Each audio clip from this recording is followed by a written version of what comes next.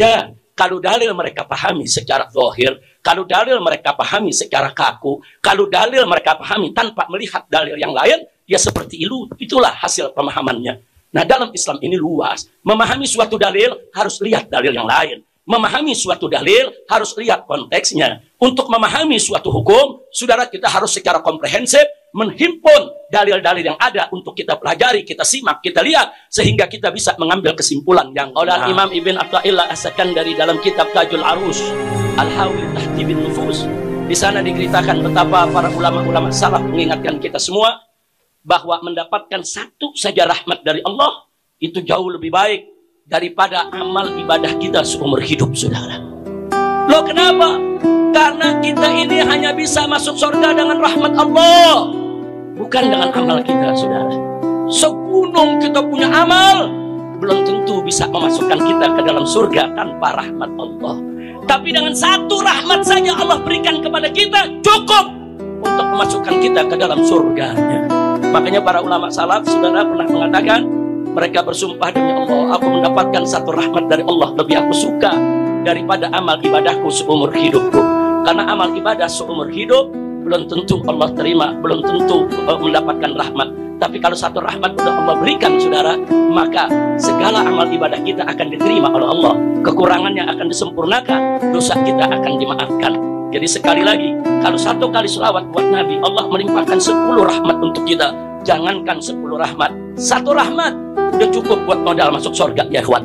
Bagaimana 10 rahmat? Bagaimana kalau kita berselawat 10 kali, 100 kali, 1000 kali? Saudara, setiap hari kita berselawat kepada Nabi kita Muhammad Sallallahu Alaihi Wasallam, maka insya Allah Allah Subhanahu Wa Taala akan melimpahkan rahmatnya untuk kita semua. Nah, karenanya jangan kaget kalau majelis-majelis sufi, majelis-majelis sholihin di mana-mana tempat, bukan di Indonesia aja ya, di seluruh dunia, saudara, itu dipenuhi dengan zikir-zikir dan sholawat, ya, di samping ada majelis ilmu, di samping baca kitab, di samping ada nasihat, mereka nggak lupa. Mereka ajak umat untuk banyak-banyak baca sholawat, berzikir, baca wirid. Kenapa?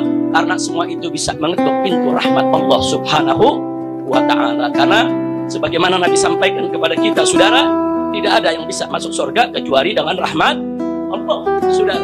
Sampai tatkala Sayyidatuna Aisyah radhiyallahu taala anha bertanya, "Wa anta ya Rasulullah?" Lalu bagaimana dengan Anda ya Rasulullah? Apakah masuk surga juga dengan rahmat Allah? Nabi mengatakan, ya, nggak ada yang bisa masuk surga kecuali dengan rahmat Allah. Cuma hati-hati, ada yang mensalah tafsirkan hadis ini. Apa dia bilang?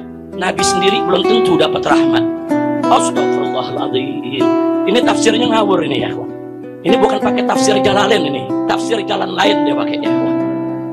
Na'udzubillah min. Nabi itu, saudara, bagaimana nggak dapat rahmat? Ngawur. Nabinya sendiri rahmat, saudara. Allah menyatakan di dalam Al-Quranul Karim, wa ma arsalnaka illa rahmatan lil alamin. Saudara, Allah yang menyatakan, tidaklah kami mengutus engkau wahai Nabi, tidaklah kami mengutus engkau wahai Rasul, wahai Muhammad, illa, melainkan rahmatan, sebagai rahmat lil alamin, untuk semesta alam. Nabi itu sendiri diutus oleh Allah sebagai rahmat. Kalau dikatakan sebagai rahmat, hatta Nabi, apa yang dibawa Nabi semuanya berisikan rahmat, saudara. Nah, lalu kalau Allah jadikan Nabi sebagai rahmat, kok bisa ada yang mengatakan Nabi belum tentu dapat rahmat? Ini yang bicara begini mesti syahadat lagi, ya. Hati-hati, hati-hati, hati-hati. Kadang-kadang orang kalau kepintaran jadi keblinger, ya. Nah, makanya, saudara, penting. Di samping kita tabligh akbar, di samping kita buka kitab, di samping kita ngaji, di samping kita amar ma'ruf nahi munkar, jangan lupa buka majelis sholawat, buka majelis zikir, buka majelis marhabanan, supaya hati kita nggak kering, ya ikhwan. Insya Allah. Nah, terakhir yang ingin saya sampaikan lagi, saudara, ada lagi belakangan ini, saudara, orang-orang yang kurang ajar mulutnya, saudara, menyebutkan kalau ibu bapak Nabi masuk neraka, ibu bapak Nabi orang kafir. Innalillahi wa inna ilaihi raji'un. Alasannya mereka punya dalil, saudara. Ya, kalau dalil mereka pahami secara zahir, kalau dalil mereka pahami secara kaku, kalau dalil mereka pahami tanpa melihat dalil yang lain, ya seperti ilu. Itulah hasil pemahamannya. Nah, dalam Islam ini luas. Memahami suatu dalil harus lihat dalil yang lain.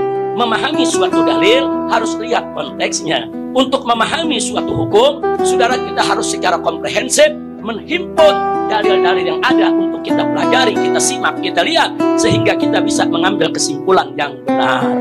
Saudara, sebagaimana kita ketahui, saudara, bahwa kubur Nabi SAW, kuburnya Nabi, makamnya Nabi, saudara, itu disepakati oleh Ahlus Sunnah wal Jamaah sebagai afdalu buq'atin fil alam, sebagai satu buq'ah, satu tempat yang paling afdal di atas muka bumi ini, saudara.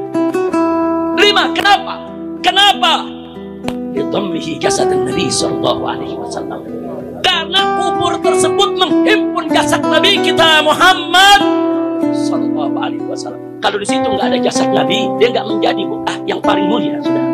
Dia menjadi buq'ah yang paling mulia karena di dalamnya dia menghimpun jasad Nabi kita.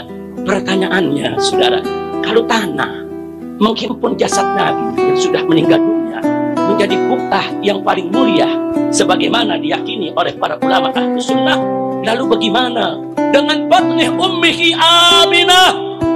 Lalu bagaimana dengan perut ibu Nabi Sayyidatuna Aminah, yang Nabi bersemayam di dalam perut tersebut selama 9 bulan, tumbuh berkembang, digagak, disayang, sampai ditiupkan ruh? Kita ingin mengatakan bahwa perut itu akan masuk neraka jahanam. Inna lillahi wa inna ilaihi raji'un. Hati-hati, saudara. Tanah, saudara, tanah tempat dikuburnya kita punya Nabi menjadi tanah termulia di atas muka bumi ini. Bagaimana perut yang di dalamnya tumbuh bukan hanya jasad, dari mulai jasad tumbuh berkembang sedikit demi sedikit, saudara, sampai ditiupkan ruh 9 bulan dengan penuh kasih sayang, saudara. Yang begini kita mau katakan perut ini akan dibakar dalam api neraka? Yang kita mau katakan perut ini adalah perut kotor yang akan dibakar dalam neraka? Ittaqullah, takutlah kepada Allah. Maka itu saya ingatkan semua. Maka itu saya ingat ini karena tadi di antara syair qasidah yang dibaca oleh rombongan kita dari Madura ini, ada bercerita tentang Sayyidah Aminah, ada yang bercerita tentang Sayyidah Aisyah, ada yang bercerita tentang Sayyidah Fatimah. Ini perempuan-perempuan mulia yang pernah menghuni ini dan wajib untuk kita hormati, untuk kita cintai. Bahkan, saudara, kalau istri-istri Nabi diberi gelar Ummahatul Mukminin, lalu bagaimana dengan ibu Nabi? Para ulama memberi gelar Ummul Ummah. Bukan lagi Ummul Mukminin, Ummul Ummah.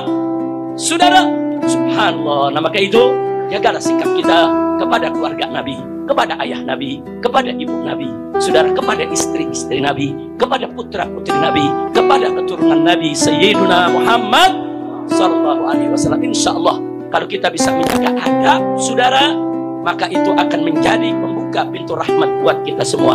Amin ya rabbal alamin. Andai kata ada orang Islam yang masih tetap yakin kalau ibu bapak Nabi itu kafir, masuk neraka, andai kata, saudara, maka sungguh pun dia yakini itu nggak pantas dia mempergunjingkan ibu bapak Nabi, nggak pantas dia ceritakan ibu bapak Nabi di mimbar-mimbar. Apa maksud dia di mimbar berteriak-teriak ibu bapak Nabi masuk neraka? Apa dia bangga? Apa dia senang kalau ibu bapak Nabi masuk neraka? Andai kata ibu bapak Nabi betul masuk neraka, mestinya kita sedih sebagaimana sedihnya Nabi, saudara. Mestinya kita menangis sebagaimana menangisnya Nabi sebelum mendapat kabar dari Allah bahwa ibu bapaknya, saudara, akan masuk surga, saudara. Nabi sedih pada awalnya, Nabi sedih, tapi ada orang ngaku Islam, cinta kepada Nabi, dengan bangga, dengan senang, dengan gembira dia umbar, ibu bapak Nabi masuk neraka, ibu bapak Nabi akan dibakar masuk neraka, ibu bapak Nabi kafir. Apa pantas sebagai seorang muslim yang berutang budi, berutang jasa kepada Nabi, mempergunjingkan kedua orang tuanya? Nah, jadi saya ingin menasihati mereka-mereka yang masih meyakini ibu bapak Nabi masuk neraka. Andai kata keyakinanmu benar, tutup mulutmu, jangan bercerita di atas mimbar, jangan mengumbar. Apalagi persoalannya bukan menjadi kesepakatan ulama, apalagi Ahlus Sunnah wal Jamaah sepakat kalau ibu bapak Nabi, saudara, bukan kafir, bukan musyrik, dan bukan ahli neraka. Jadi kalau kau punya madhab meyakini ibu bapak Nabi itu kafir, ambillah madhabmu, ambillah keyakinanmu, tapi kau jangan sakiti hati Nabi, jangan sakiti hati kami. kau umbar di atas mimbar. Na'udzubillah min dzalik. Maka itu, saudara, tatkala putra saudara Abu Jahal yang bernama Ikrimah. Ikrimah ini pada awalnya memusuhi Nabi yang bisa-bisa. Bahkan sampai-sampai Nabi mengumumkan pada saat menaklukkan kota Mekah, andai kata Ikrimah bergelantungan di sekitar Ka'bah sekalipun, halal darahnya untuk ditumpahkan. Jadi kalau siapa umat Islam yang mendapatkan Ikrimah, bunuh. Perintah Nabi ya. Nah, akhirnya apa? Ikrimah melarikan diri dari Mekah. Nah, begitu melarikan diri dari Mekah sampai ke Jeddah, sampai di pinggir laut, saudara, dia kebingungan. Nah, sementara istrinya di kota Mekah sudah masuk Islam, istrinya kejar sang suami. Begitu dikejar di bukit, lari kemana? Kota Mekah sudah takluk, kota Mekah sudah dikuasai oleh umat Islam, oleh Nabi dan seluruh pengikutnya. Lebih baik kau kembali, lebih baik kau masuk Islam. Sang suami bertanya, apa Muhammad mau terima aku masuk Islam? Karena memang kejahatan dia terhadap Nabi udah luar biasa. Akhirnya kata sang istri, nanti aku yang akan bicarakan dengan Nabi. Insya Allah Nabi akan menerima. Kemudian sang istri menemui Nabi. Sang istri menceritakan bahwa Ikrimah bertobat, ingin masuk Islam, ingin mengucapkan syahadat. Kemudian Nabi terima. Nabi berikan jaminan keamanan. Kalau begitu, ajak kau punya suami kembali ke kota Mekah, masuklah Islam, dan aku jamin bahwa tidak akan ada yang mengganggunya. Nah, yang ingin saya garis bawahi bukan itu. Begitu Ikrimah sedang dalam perjalanan menuju kota Mekah, di kota Mekah ini sahabat juga menunggu apa pesan Nabi. Nabi mengatakan kepada para sahabatnya, kalau nanti Ikrimah datang, jangan kau hina ayahnya, jangan kau cerita tentang ayahnya, jangan. Nah, sebab kata Nabi, kalau engkau itu mencaci maki orang yang sudah meninggal dunia, dia punya anak nanti akan sakit hati. Padahal ayahnya siapa tadi? Abu Jahal. Abu Jahal berhak untuk disatem. Abu Jahal berhak untuk dilaknat. Tapi Nabi pesan, kau jangan laknat Abu Jahal depan anaknya. Walau bagaimanapun juga Ikrimah itu anaknya. Jangan kau sakiti hatinya. Karena Ikrimah sudah masuk Islam jadi saudara kita. Subhanallah. Ini yang saya ingin pakai. Andai kata ibu bapak Nabi kafir, sebagaimana keyakinan sekelompok orang di luar Ahlus Sunnah wal Jamaah, apa dia nggak jaga perasaan Nabi? Andai kata itu kafir, jaga perasaan Nabi, jaga hati Nabi. Nabi telah berjasa kepada engkau memperkenalkan Islam. Kok tega kau hina ibu bapak Nabi di atas mimbar, di televisi, di medsos, dengan mengatakan ibu bapak Nabi musyrik, kafir, ahli neraka. Kurang ajar. Jaga perasaan Nabi. Ini Ikrimah, bapaknya Abu Jahal. Yang umat Islam melaknat itu Abu Jahal ya kan? Semua melaknat. Tapi karena si anak masuk Islam, Nabi pesan, jaga dong perasaan anaknya. Jaga perasaan anaknya. Karena sabul amwat, saudara, itu tidak akan sampai kepada amwat, tapi akan yu'dil ahya, yaitu akan menyakiti orang yang hidup. Makanya para ulama Ahlus Sunnah mengingatkan saudara, hati-hati bicara tentang ibu bapak Nabi. Saya terima kasih kepada rombongan dari Madura. Tadi dalam sekian banyak bait syairnya juga menceritakan tentang keutamaan Sayyidah Aminah radhiyallahu anha wa alaihas salam. Amin ya rabbal alamin. Ini yang saya mau sampaikan. Kira-kira jelas tidak? Paham semua? Saya mau tanya semua di sini, cinta kepada Nabi, cinta kepada Rasul, cinta kepada orang tua Nabi, siap menjaga kehormatan Nabi, siap menjaga kehormatan kedua orang tua Nabi. Takbir. Sallu ala Nabi. Allahumma salli wa sallim alaihi. Hanya itu saja yang saya